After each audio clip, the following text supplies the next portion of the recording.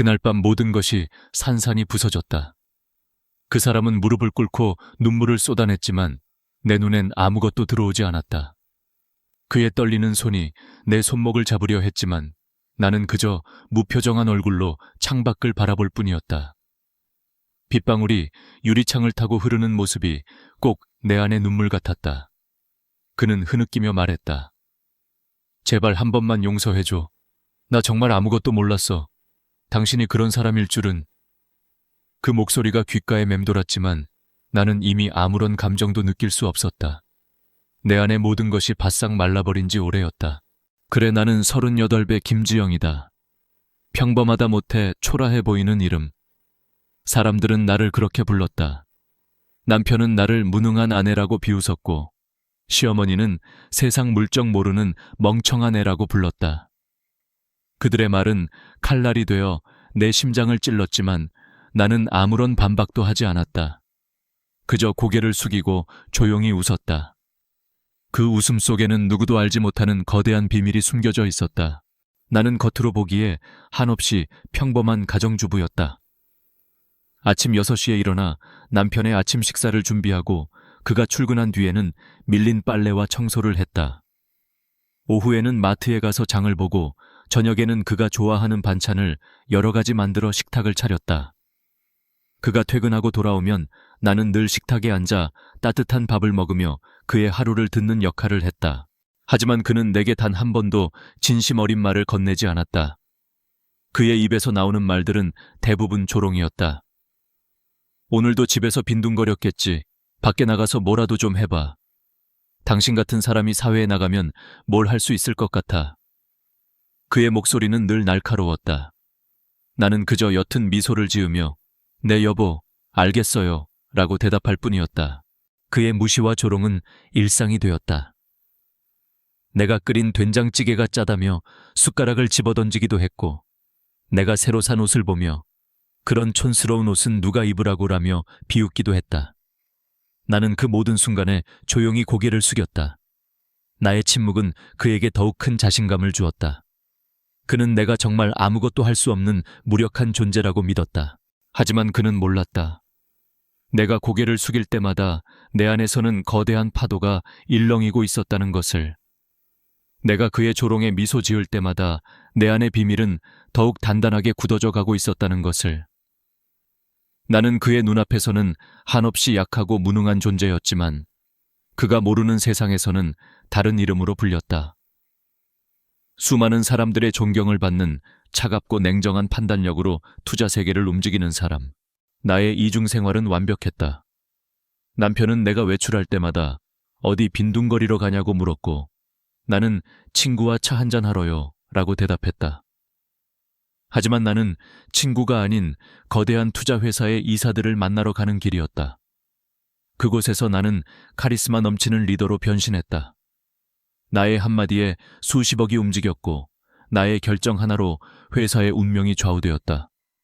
하지만 집에 돌아오면 나는 다시 평범한 가정주부 김지영으로 돌아왔다. 왜 이렇게 살아야 했냐고 처음부터 이랬던 건 아니었다. 그 사람과 나는 한때 서로를 사랑했다. 순수하고 열정적인 사랑이었다.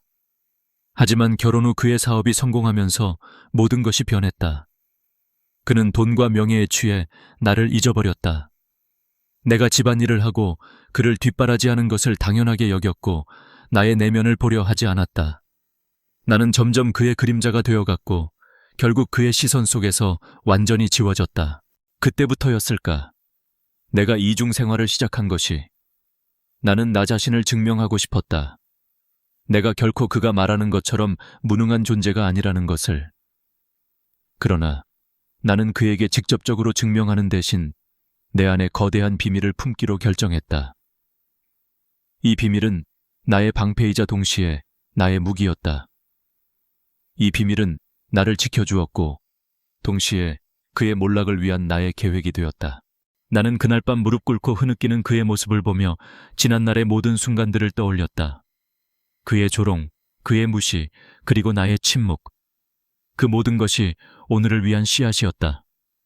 그리고 이제 그 씨앗은 싹을 틔우고 거대한 나무가 되어 그의 인생을 집어삼키고 있었다. 내 삶은 두 개의 평행선 위를 달리고 있었다. 하나의 선은 남편이 그어놓은 것이었고 또 못선라 토이 투타오라. 남편과 함께하는 삶은 마치 낡은 흑백 영화 같았다. 모든 것이 단조롭고 예측 가능했다. 아침 식탁의 메뉴 저녁의 침묵, 그리고 그의 입에서 튀어나오는 비난의 화살들. 그 모든 것들이 반복되는 일상이었다. 나는 그 안에서 한 번도 소리내어 울지 않았다. 눈물을 흘릴 이유조차 없다고 생각했다. 감정이란 사치였고 나는 그 사치를 누릴 자격이 없다고 믿었다. 어느 날 오후 평소처럼 나는 시장에 가서 장을 보았다. 사람들은 나를 보며 저 집 사모님은 참 좋겠다, 남편이 돈 잘 벌어서 라고 수군거렸다. 그들의 시선에는 부러움이 담겨 있었지만 나는 그 시선이 불편했다. 그들은 겉모습만 보고 판단했다. 내 남편이 사업으로 성공한 것은 사실이지만 그 성공의 그림자가 얼마나 짙은지 그들은 알지 못했다. 나는 그저 고개를 숙이고 조용히 걸었다. 콩나물 한 봉지를 고르면서도 나의 머릿속은 복잡한 투자 포트폴리오와 기업 분석 보고서로 가득했다. 집에 돌아와 냉장고에 장을 본 물건들을 정리하는데 남편의 전화가 울렸다. 그는 늘 전화를 받을 때마다 목소리를 낮추거나 나를 피해 다른 방으로 갔다. 나는 그의 행동이 이상하다는 것을 이미 오래전부터 알고 있었다. 처음에는 불안했고 의심했다. 하지만 시간이 지날수록 그 의심은 무감각해졌다. 그저 또 다른 일상의 한 조각일 뿐이었다. 그날은 유독 시끄러웠다.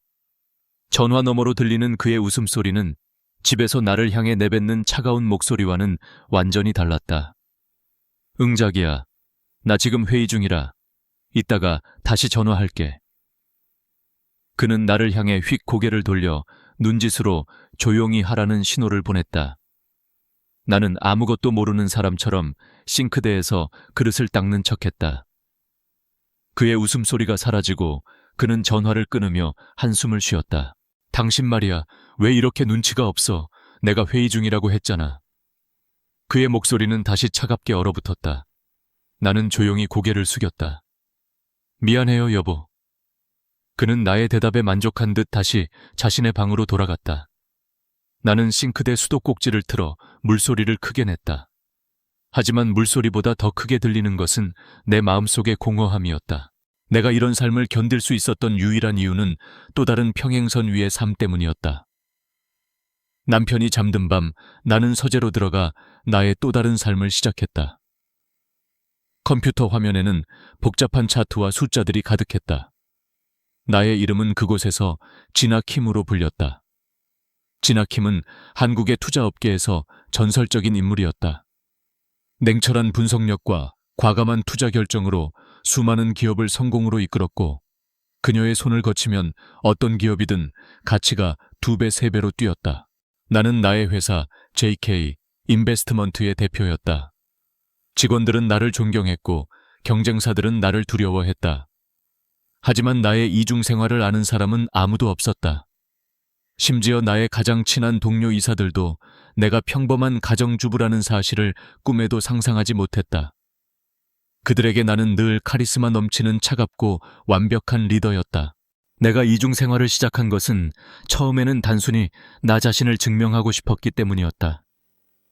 남편의 무시와 조롱 속에서 나는 점점 자존감을 잃어갔다. 나는 그의 그림자가 아니라 나 자신으로서 존재하고 싶었다. 하지만 시간이 흐르면서 나의 이중 생활은 점점 더 큰 의미를 갖게 되었다. 그것은 단순한 증명이 아니라 남편의 오만함과 무지함을 깨뜨리기 위한 나의 거대한 계획의 일부가 되었다. 나는 알고 있었다. 그가 다른 여자와 얽히고 있다는 사실을. 그리고 나는 그 사실을 이용하기로 마음먹었다. 그의 성공은 나의 숨겨진 재능 덕분에 만들어진 것이었다. 내가 뒤에서 조종하는 투자들이 그의 회사를 키웠다. 이제는 그를 무너뜨릴 차례였다. 그는 내가 없는 세상에서 아무것도 할 수 없는 존재라는 것을 스스로 깨닫게 해주고 싶었다. 그의 자만심이 하늘을 찌를수록 나의 복수심은 더욱 커져갔다. 나는 조용히 내 방에 앉아 컴퓨터 화면을 응시했다. 화면 속에는 남편의 회사와 관련된 여러 자료들이 떠 있었다. 나는 그의 회사에 영향을 미칠 수 있는 모든 정보를 손에 쥐고 있었다. 이제 나는 그의 삶을 천천히 그리고 아주 조용하게 파괴할 준비가 되어 있었다. 나의 얼굴에는 옅은 미소가 감돌았다. 그 미소는 슬픔도 기쁨도 아니었다. 그것은 차갑고 잔인한 복수의 미소였다. 모든 것은 아주 사소한 것에서부터 시작되었다. 남편의 낡은 정장 주머니에서 발견한 작은 영수증 한 장이었다. 평소라면 신경 쓰지 않았을 테지만 그날따라 나는 왠지 모르게 그 영수증에 눈길이 갔다. 남편이 일하는 회사가 위치한 강남의 고급 레스토랑 이름이 찍혀 있었다. 그리고 결제 시간은 금요일 저녁 8시. 그 시간은 남편이 항상 늦게까지 회의가 있다며 집에 들어오지 않던 시간이었다. 나는 그 영수증을 손에 쥐고 한참을 서 있었다. 내 마음속에는 어떤 감정도 떠오르지 않았다. 분노도 슬픔도 아니었다. 그저 차분하고 건조한 사실 하나만이 남았다. 아, 역시. 나는 이미 예상하고 있었다는 듯 무감각하게 고개를 끄덕였다. 그는 성공한 사업가였고 잘생긴 외모를 가졌으며 말솜씨가 좋았다. 그런 남자가 한 여자만을 바라보리라고 기대하는 것은 어쩌면 처음부터 어리석은 생각이었을지도 모른다. 그날 저녁 남편이 퇴근하고 돌아왔을 때 나는 아무 일 없었다는 듯 평소처럼 저녁 식사를 차렸다. 그는 오늘 있었던 일들을 신이 나서 떠들어댔다. 그의 회사에서 새로운 계약을 따냈다는 자랑 부하 직원들의 무능함을 비웃는 이야기들. 그의 목소리에는 자신감이 넘쳤고 그 자신감 속에는 나를 향한 은근한 무시가 섞여 있었다. 그는 내가 그런 복잡한 사업 이야기를 이해하지 못할 거라고 생각했다. 나는 그저 고개를 끄덕이며 맞장구를 쳐주었다. 와, 정말 대단하네요, 여보. 나의 목소리는 한없이 부드럽고 순종적이었다. 그의 입계는 만족스러운 미소가 번졌다. 식사를 마친 후 나는 그에게 정장 주머니에서 꺼낸 영수증을 건넸다. 여보, 이거 주머니에 있길래 제가 버려도 되나 해서요. 나의 목소리는 여전히 평온했다. 남편의 얼굴은 순간적으로 굳어졌다. 그는 영수증을 낚아채듯 가져가서는 황급히 구겨버렸다. 아, 그거. 회의 끝나고 직원들하고 밥 먹은 거야. 당신은 이런 것까지 신경 쓰냐? 그의 목소리는 조금 날카로웠지만 나는 개의치 않았다. 아, 네. 죄송해요, 여보. 제가 괜한 걸 물어봤네요. 나는 재빨리 사과하며 물러났다. 그의 눈에는 안심하는 기색이 역력했다. 그는 내가 그저 순진하고 멍청한 아내라고 생각할 것이다. 그가 굳어진 영수증을 쓰레기통에 버리는 것을 보고 나서야 나는 나의 방으로 들어왔다.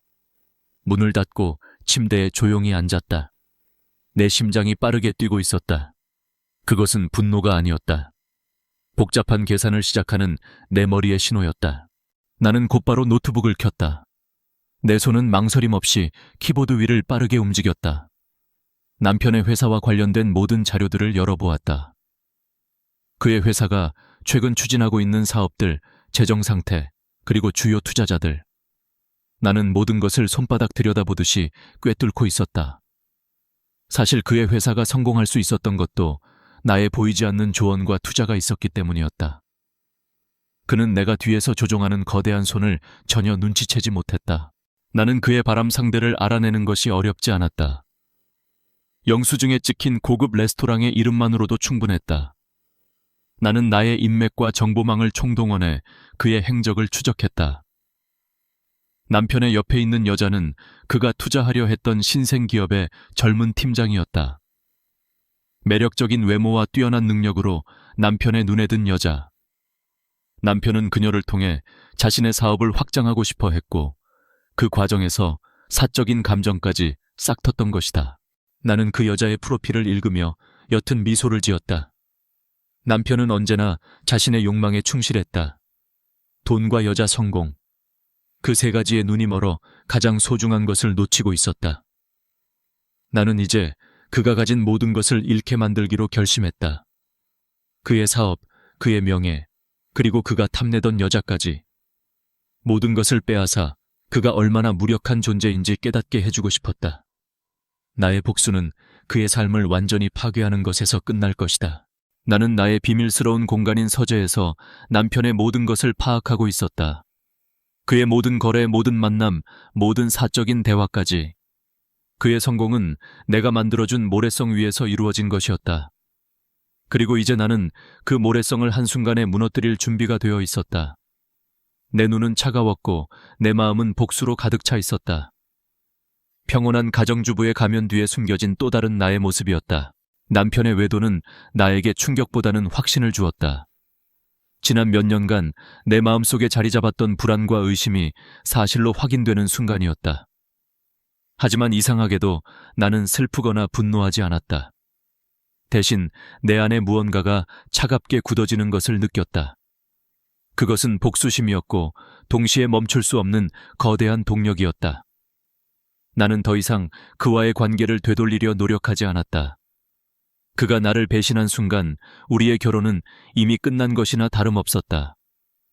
이제 남은 것은 그가 짓밟은 내 삶의 조각들을 주워 담아 그에게 돌려주는 것뿐이었다. 나는 내 방에 틀어박혀 남편의 모든 것을 파고들었다. 그의 핸드폰, 노트북, 그리고 회사 서버까지. 나는 그 모든 곳에 보이지 않는 손을 뻗어 그의 사생활과 사업을 감시했다. 그의 핸드폰에는 그 여자와 주고받은 달콤한 문자 메시지들이 가득했다. 오늘 당신과 함께한 시간 정말 행복했어. 보고 싶어 자기야. 나는 그 문자들을 읽으며 아무 감정 없이 피식 웃었다. 그는 내가 집에서 밥이나 하고 있는 무능한 존재라고 믿었지만 사실 나는 그의 모든 것을 손바닥 안에 넣고 흔들고 있었다. 그의 사업은 내가 뒤에서 조종하는 거대한 판이었다. 내가 그의 회사에 몰래 투자한 자금으로 회사의 규모가 커졌고 내가 흘려주는 고급 정보들 덕분에 그는 여러 차례 큰 성공을 거두었다. 하지만 그는 그 모든 것을 자신의 능력이라고 착각했다. 나는 이제 그 착각을 깨부술 준비를 시작했다. 그의 회사와 관련된 모든 투자건들을 재검토하고 그의 성공을 이끌었던 핵심 정보들을 서서히 차단하기 시작했다. 남편은 여전히 아무것도 모른 채 그 여자와 사랑에 빠져 있었다. 그는 밤마다 나를 속이고 그녀를 만나러 갔고 아침이 되어서야 술 냄새를 풍기며 돌아왔다. 나는 그를 향해 아무 말도 하지 않았다. 회의가 늦게 끝났나 봐요, 여보. 힘들었죠? 어서 씻고 쉬세요. 나는 여전히 순종적인 아내의 가면을 쓰고 그를 맞이했다. 나의 이런 행동은 그의 죄책감을 덜어주었고 그는 더욱 대담하게 나를 속였다. 그는 내가 영원히 그의 손바닥 안에서 놀아나는 어리석은 존재라고 생각했다. 하지만 나는 모든 것을 계산하고 있었다. 남편의 회사가 곧 추진할 새로운 대규모 프로젝트. 그것은 그의 모든 것을 걸고 진행하는 야심찬 계획이었다. 나는 그 프로젝트의 성공 여부를 결정하는 주요 투자자 중 한 명이었다.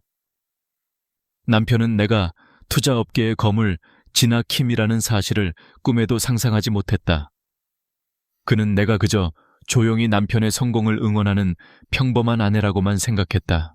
나는 나의 회사 JK 인베스트먼트의 이사들과 회의를 진행했다. 그들은 남편의 회사에 대한 투자건을 놓고 열띤 토론을 벌였다. 대부분의 이사들은 투자를 결정해야 한다고 주장했다. 남편의 회사는 겉으로 보기에는 매우 유망해 보였기 때문이다. 하지만 나는 차가운 목소리로 말했다. 이번 투자는 보류합니다. 리스크가 너무 큽니다. 이사들은 나의 결정에 의아해했지만 나의 판단에 이의를 제기하는 사람은 없었다. 나의 판단은 언제나 옳았기 때문이다. 나는 남편의 성공을 좌우하는 열쇠를 쥐고 있었지만 그에게는 여전히 침묵했다. 그에게 한마디도 하지 않았다. 나는 그의 회사에 투자를 보류하기로 결정했고 그로 인해 그의 프로젝트는 자금난에 부딪히게 될 것이다. 그는 그 원인을 전혀 알지 못할 것이다. 아마도 시장의 상황이나 다른 경쟁사의 방해 때문이라고 생각할 것이다. 나는 그가 나의 존재를 깨닫지 못한 채 서서히 몰락하는 모습을 지켜보기로 했다. 내 안의 복수심은 단순한 분노를 넘어섰다. 그것은 지난날의 고통과 무시, 그리고 나의 모든 상처를 보상받기 위한 거대한 계획이 되었다. 나는 이제 되돌아갈 수 없었다. 남편의 추락은 나의 상처를 치유하는 유일한 방법이라고 믿었다. 남편의 사업은 서서히 균열이 가기 시작했다. 그는 처음에는 그저 일시적인 문제라고 생각했다. 시장이 불안정해서 그런가 봐. 다들 조심하는 분위기야. 그는 혼잣말처럼 중얼거렸지만 나는 알고 있었다. 그 균열이 어디서부터 시작되었는지. 나는 나의 비밀스러운 공간인 서재에서 그의 모든 것을 지켜보고 있었다. 그가 만나는 사람들, 그가 하는 모든 사업 거래들. 나의 정보망은 그의 일거수일투족을 내게 보고했다. 나는 그 정보를 바탕으로 그의 회사가 추진하는 모든 거래에서 한 발 앞서 방해 공작을 펼쳤다. 나는 남편의 회사가 계약을 맺으려는 중요한 파트너사의 대표를 만났다. 그는 내가 누구인지 전혀 눈치채지 못했다. 그에게 나는 지나 킴이라는 이름의 전설적인 투자 전문가였고, 그는 나의 결정에 따라 자신의 사업 방향을 결정하는 사람이었다. 나는 그에게 남편의 회사가 가진 숨겨진 리스크를 조용히 흘렸다. 물론 그 리스크는 내가 만들어낸 것이었다. 나는 그의 회사에 투자를 보류하겠다는 의사를 밝혔다. 시장의 상황이 좋지 않습니다. 그리고 저는 리스크가 큰 투자에는 신중한 편이라서요. 나의 말 한마디에 그는 남편과의 계약을 백지화했다. 남편은 그 소식을 듣고 크게 분노했다. 빌어먹을 그 계약만 성사되었으면 우리 회사가 한 단계 더 도약할 수 있었는데. 그는 집으로 돌아와 험악한 표정으로 소리를 질렀다.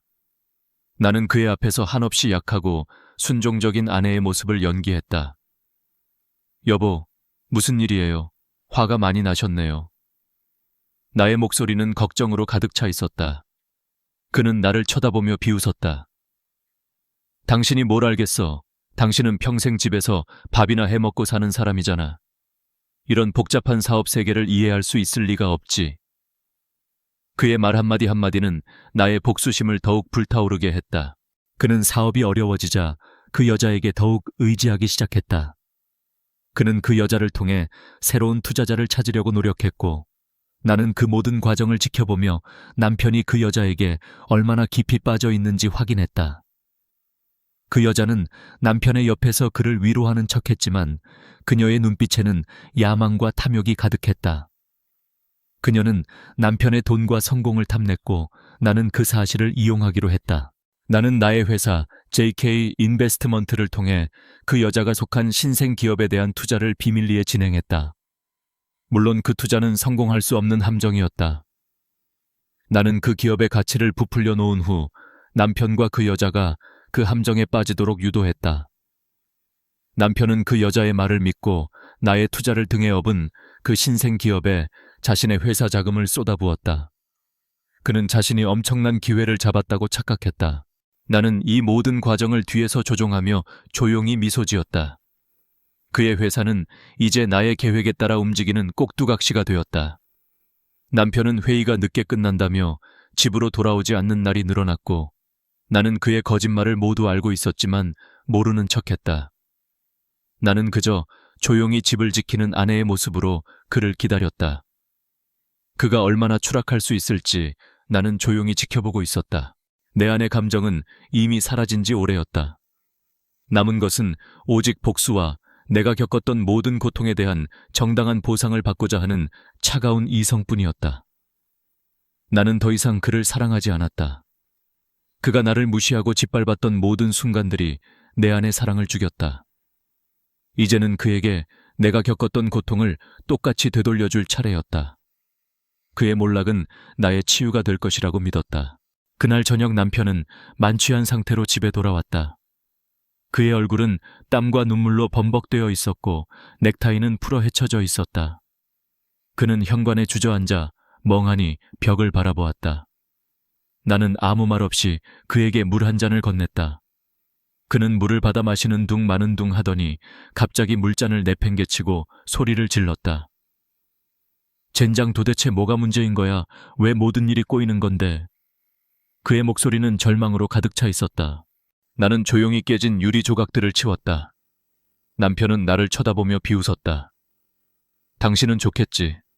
이런 복잡한 세상을 모르고 집에서 편하게 살고 있으니. 당신 같은 무능한 사람이라도 돼서 아무 걱정 없이 살고 싶다. 그의 눈은 증오와 분노로 이글거렸다. 나는 그의 말을 들으며 고개를 들었다.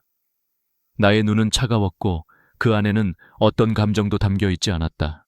당신이 뭐가 문제인지 정말 모르세요.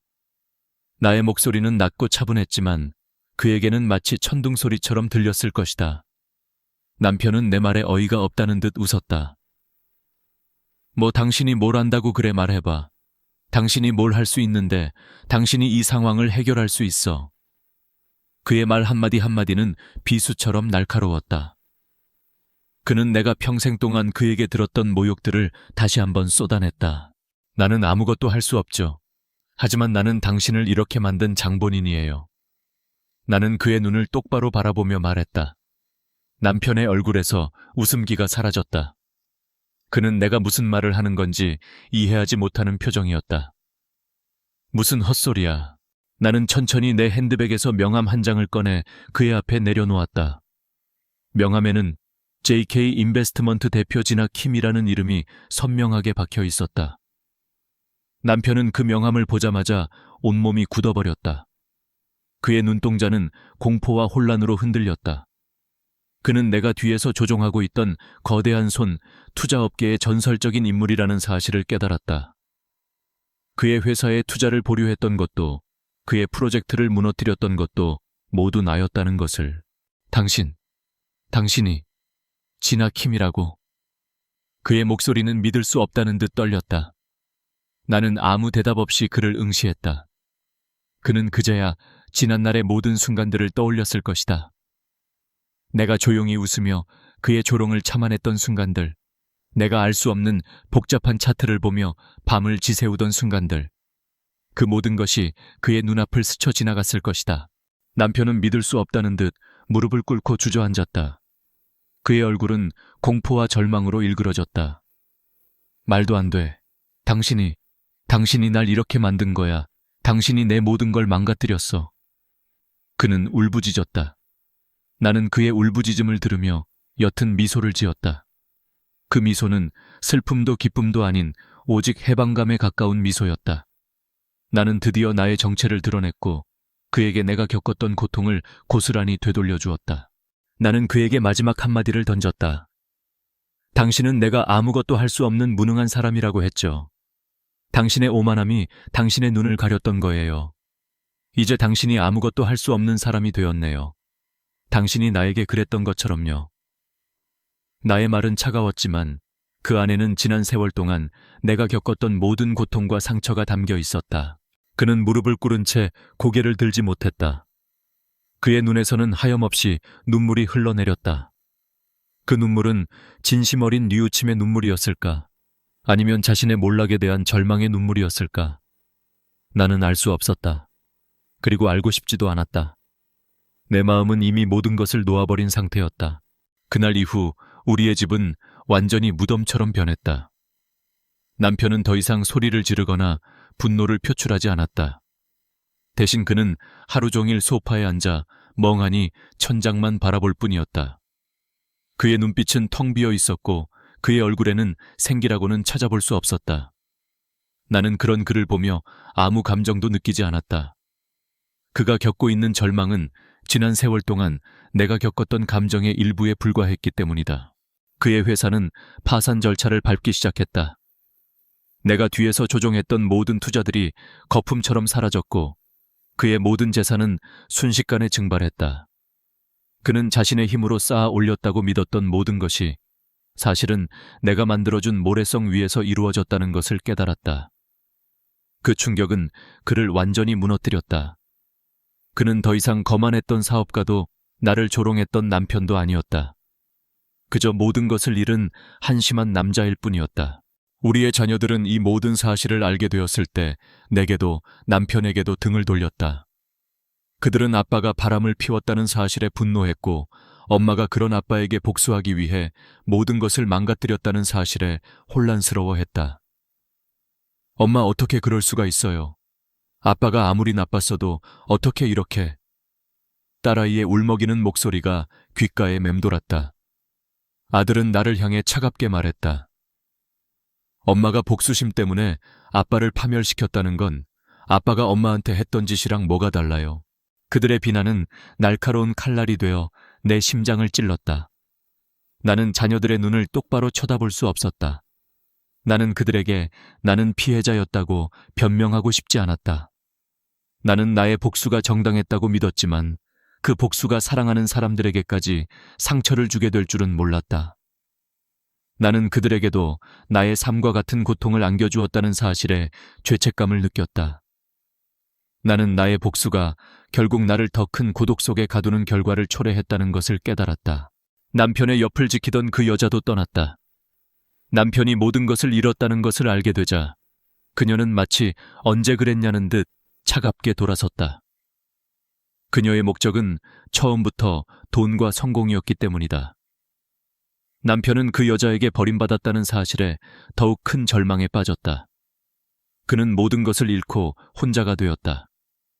그가 내게 그랬던 것처럼 나는 그가 얼마나 고독하고 무력한 존재인지 깨닫게 해주었다. 하지만 나의 마음은 공허했다. 나는 복수에 성공했지만 그 성공은 내게 아무런 기쁨도 가져다 주지 못했다. 내가 그토록 증오했던 남편은 이제 모든 것을 잃었고 내가 사랑했던 자녀들은 내게 등을 돌렸다. 나는 결국 복수를 통해 아무것도 얻지 못했다. 남은 것은 텅 빈 집과 끝없이 밀려오는 외로움뿐이었다. 나는 조용히 거실에 앉아 깨진 유리 조각들을 바라보았다. 남편이 던져버린 그 유리잔 조각들은 마치 우리의 결혼 생활 같았다. 아름다웠던 시절도 있었지만 결국에는 산산조각이 나버린. 나는 그 조각들을 하나하나 주워 담았다. 내 손끝에 느껴지는 차가운 감각이 지난날의 아픔을 떠올리게 했다. 나는 나의 복수가 정당하다고 믿었지만 결국 그 복수는 나 자신에게도 상처를 남겼다. 나는 이제 무엇을 해야 할지 알 수 없었다. 모든 것을 잃은 나는 이제야 진정한 고독을 마주하게 되었다. 밤이 깊어질수록 내 방 안은 더욱 고요해졌다. 나는 침대에 누워 천장을 바라보며 지난날의 모든 순간들을 떠올렸다. 남편을 처음 만났던 20살의 나는 한없이 순수하고 밝은 아이였다. 그의 재치 있는 유머에 웃었고 그의 따뜻한 눈빛에 설레었다. 우리는 서로에게 전부였고 우리의 사랑은 영원할 것이라고 믿었다. 하지만 결혼 후 그의 사업이 성공하면서 모든 것이 변하기 시작했다. 그는 점점 더 바빠졌고 나와 함께하는 시간은 줄어들었다. 그의 입에서 나오는 말들은 사랑이 아닌 돈과 성공에 대한 이야기들로 가득했다. 가장 아팠던 것은 그가 나를 바라보는 눈빛이 달라졌다는 것이었다. 처음에는 사랑과 존경이 가득했던 눈빛이 어느 순간부터는 무심함과 귀찮음으로 바뀌었다. 그는 나를 그저 집에 있는 소품처럼 생각했다. 내가 무슨 생각을 하는지 어떤 감정을 느끼는지에는 전혀 관심이 없었다. 나는 그의 옆에 있었지만 세상에서 가장 외로운 사람이었다. 나는 나의 고독을 잊기 위해 일에 몰두했다. 처음에는 취미로 시작했던 투자 공부가 나의 모든 것이 되었다. 나는 그 세계에서만큼은 누구의 아내도 누구의 엄마도 아닌 오직 나 자신이었다. 나의 판단이 옳았고 나의 결정이 수많은 사람들에게 영향을 미쳤다. 나는 그 안에서 살아있음을 느꼈다. 그곳은 남편이 나에게 주지 못했던 인정과 존경을 받을 수 있는 유일한 공간이었다. 하지만 이 모든 것이 결국 비극으로 이어질 줄은 몰랐다. 나는 남편의 무시와 배신에 상처받았고 그 상처를 치유하기 위해 복수를 선택했다. 나는 그에게 내가 느꼈던 고통을 그대로 되돌려주고 싶었다. 그가 나를 짓밟았던 것처럼 나도 그를 철저하게 짓밟았다. 그의 오만함을 무너뜨리고 그가 가진 모든 것을 빼앗았다. 그러나 복수는 내게 행복을 가져다 주지 못했다. 오히려 나를 더 큰 구렁텅이로 몰아넣었다. 나는 남편을 잃었고 자녀들과의 관계도 파탄났다. 나의 복수가 정당하다고 믿었지만 결국 나는 혼자가 되었다. 모든 것을 가진 것처럼 보였던 나는 사실 아무것도 가지지 못한 텅 빈 존재였다. 나는 성공한 사업가 진아킴이었지만 동시에 사랑과 가족을 잃은 불쌍한 김지영이었다. 나는 눈을 감고 지난날의 내게 물었다. 정말 이 방법밖에 없었을까? 나는 더 일찍 남편에게 내 마음을 털어놓고 대화했더라면, 아니면 더 일찍 이혼을 선택했더라면 어땠을까 하는 후회를 했다.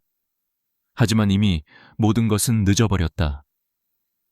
우리의 결혼 생활은 한순간의 오해나 실수가 아닌 오랜 세월 동안 쌓여온 불신과 무시로 인해 파국을 맞이했던 것이다.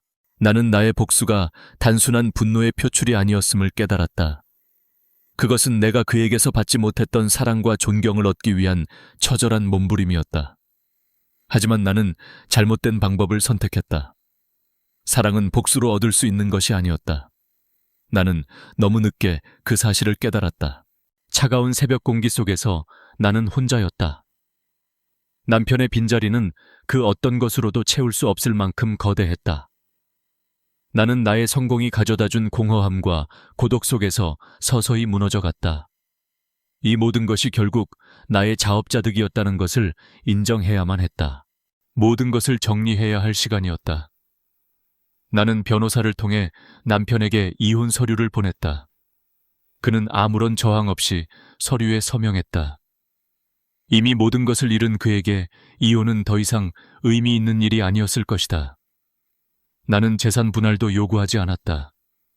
그가 가진 것들은 이미 모두 사라졌고 내가 가진 것들은 그와의 결혼과는 아무런 상관이 없었다. 우리의 관계는 법적으로도 감정적으로도 완전히 끝이 났다. 그 후 나는 JK 인베스트먼트 대표직에서 물러났다. 이사들은 나의 갑작스러운 결정에 충격을 받았지만 나는 이미 마음을 정한 뒤였다. 나는 더 이상 돈과 권력의 세계에 머물고 싶지 않았다. 그 세계는 내게 성공과 인정을 가져다 주었지만 동시에 나의 영혼을 갉아먹었다. 나는 나의 모든 직함을 내려놓고 그저 김지영으로 돌아가기로 했다. 나는 서울을 떠나기로 했다. 도심의 화려함과 소음은 내게 더 이상 어떤 의미도 갖지 못했다. 나는 한적한 바닷가 마을에 작은 집을 구했다. 창문을 열면 파도 소리가 들리고 아침이면 따뜻한 햇살이 방 안을 가득 채우는 곳이었다. 그곳에서 나는 아무런 방해도 받지 않고 혼자만의 시간을 가질 수 있었다. 새로운 삶은 한없이 평온했다. 아침에는 바닷가를 따라 산책을 하고 오후에는 텃밭에 상추와 토마토를 심었다. 밤이 되면 창가에 앉아 파도 소리를 들으며 책을 읽었다. 더 이상 복잡한 투자 보고서나 거래 명세서를 들여다보지 않아도 되었다. 나의 머릿속은 오직 오늘 하루의 소중한 순간들로 채워졌다. 처음에는 혼자 있는 시간이 두려웠다. 고독이 파도처럼 밀려와 나를 집어삼키는 것 같았다. 지난날의 후회와 자책이 떠올라 밤잠을 설치기도 했다.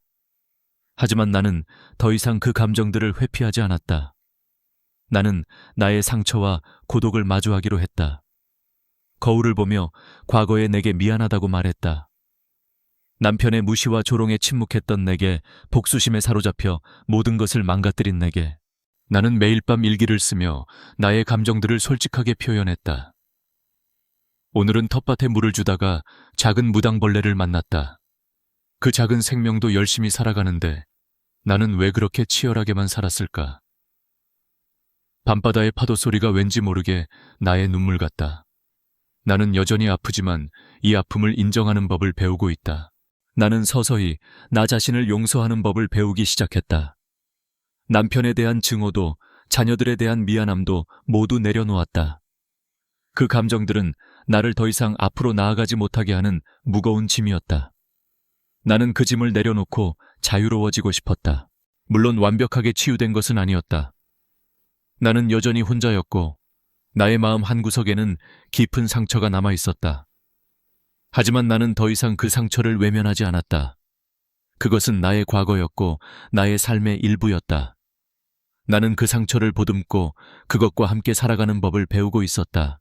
나는 남은 인생을 이렇게 살아가기로 결심했다. 화려한 성공도 거창한 행복도 아닌 그저 평온하고 소박한 삶. 파도 소리가 들리는 이 작은 집에서 나는 비로소 나 자신을 찾기 시작했다. 나는 여전히 혼자였다. 남편과의 결혼 생활은 이미 과거의 유물처럼 희미해졌고 자녀들은 각자의 삶을 살아가고 있었다. 나는 가끔 그들에게 안부 문자를 보냈고 그들은 형식적인 답장을 보내왔다. 우리는 더 이상 예전처럼 살갑게 대화하지 않았다. 우리의 관계는 복구할 수 없는 상처를 입었고 나는 그 상처를 그저 받아들여야만 했다. 나의 삶은 지극히 평범했다. 아침에 일어나면 텃밭을 돌보고 점심에는 간단한 식사를 차려 먹었다. 오후에는 바닷가 마을의 작은 도서관에서 책을 읽거나 해변을 따라 하염없이 걸었다. 바닷바람은 나의 머리카락을 헝클어뜨렸고 나는 그 바람 속에서 자유를 느꼈다. 더 이상 남들의 시선을 의식할 필요도 누군가의 인정을 갈구할 필요도 없었다. 나는 그저 나 자신으로 존재하면 되었다. 어느 날 저녁 나는 창가에 앉아 노을을 바라보며 찻잔을 들었다.